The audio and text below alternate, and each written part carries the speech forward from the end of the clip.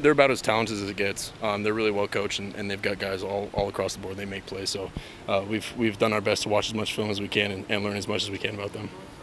Kind of a complete deal. I mean, if their secondary is one of the best, the front four kind of NFL guys, and then in the middle, does it feel like, I mean, some places you can kind of look around and maybe take advantage of some things. Does it feel like they're pretty set in all 11 spots? Yeah, you're gonna have a tough time finding a weak spot of their defense, and they're just so well coached, and they've got really athletic and talented guys. So it's a challenge for sure. But we're gonna do our best to watch film and see what we can do. Nobody's run on them. Can you look at it and try to adjust some of the things you do, or see if maybe some things you do they haven't gone up against? I mean, if they're going up 50 rushing yards a game type deal. Yeah, that's one of the really impressive things about their defense, and we'll do our best to watch our film and see what we can do and get a plan of attack.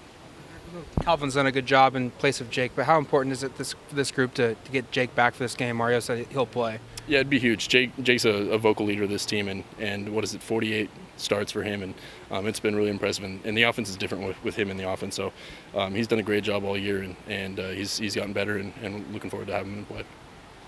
Justin, you've had some highs and lows against Utah. Obviously, your freshman year, you beat them there, and last year you guys lost there. Is this the best Utah team you've played, especially defensively? Yeah, I would say this is the best Utah. I think this team is one of the best in the country, if not the best, and they've done such a great job on both sides of the ball that we really need to watch as much film as we can and do everything we can to get an advantage. What are some of the emotions you're feeling as you get to compete for a Pac-12 title? Excited. It's a great opportunity for us, and it's something that a lot of us have dreamed of ever since we were little. So, great opportunity for us on Friday, and we're going to do our best. This is as talented a secondary as you guys have faced with Jalen Johnson and Julian Blackman in particular, who just, I mean, it's two potential All-Americans together there. Oh, yeah. Talented group in the back end. Yeah, it's about as one of the talented back ends in the country, and they've done such a great job, and they're really well coached. And kind of like I said earlier, they're really athletic, and they're long and lengthy guys, and they pose a lot of mismatches against teams, and they've done such a great job that we're going to do our best to just watch as much film as we can. How difficult is it to not think about an opposing defensive line? You don't want to be looking down and looking at the rush, but when they're as balanced as they are, how challenging is that? Yeah, it's a really big challenge, and fortunately, I think we've got a pretty good offensive line, and they've done such a great job all year, and I've got faith in them, and the rest of the team has faith in them. So we'll get a good plan of attack, and excited to play on Friday. Some of your best games have always come against some of the bigger games of that year. What leads to that, you think? I think preparation. I think it's a lot of preparation that goes into it, and we're doing our best to not let this status, the big time games, get ahead of us. And so we've done a good job of this week of just relaxing, watching film, and doing what we do best. Do you feel like mentally you approached this last week at all differently? That maybe in game, did you feel like you treated it differently just because the results were what they were at times? Do you feel like mentally you treated it a little I don't think we're treating this game any different. I think it's the Pac-12 championship, and obviously it's one of the biggest games of the year, and we're going to do our best to watch as much film and do everything we can to prepare for it. What does it mean for you?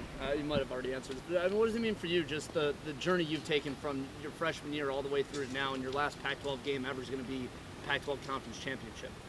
It's been a great experience. A lot of the seniors and I, we've been talking about that 4 and 8 year, the 7 and 5, and things were different back then, and the locker room isn't what it is now, and we've done a good job of changing that, and it's a great opportunity for us, and it's a sign of all the hard work that we've put in over the past couple of years, and we're really looking forward to playing. You've had some guys on this team, you know, players like Juwan or Dallas, you know, Coach Avalos, who's done conference championships, but in a different conference. I mean, is there anything applicable that they've been able to give to players on this team that haven't had the experience of being in a conference championship before?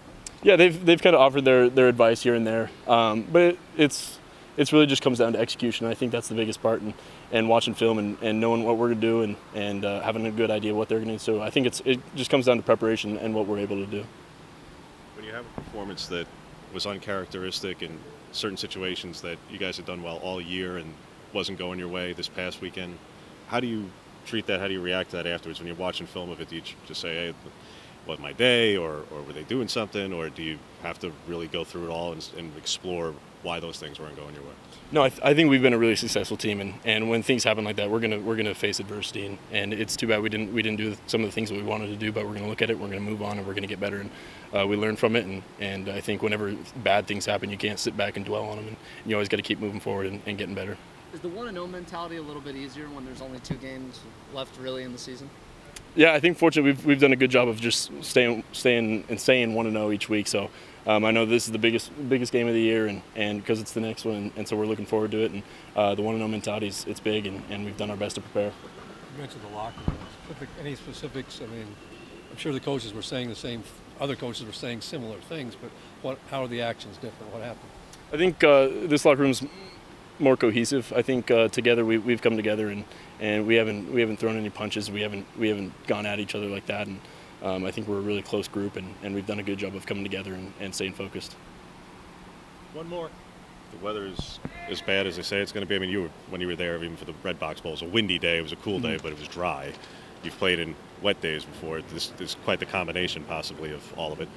Do you handle anything differently in the game? I don't know, extra towels, anything. I mean, any little thing that can try to help you with really adverse conditions. Yeah, we've done a good job of using some wet balls this week. So we've kind of sprayed some of the balls and just get used to throwing wet balls. And I think another thing was just getting towels in there and exchanging towels and keeping our hands warm, whatever the temperature may be. But just being prepared for all the situations that could happen.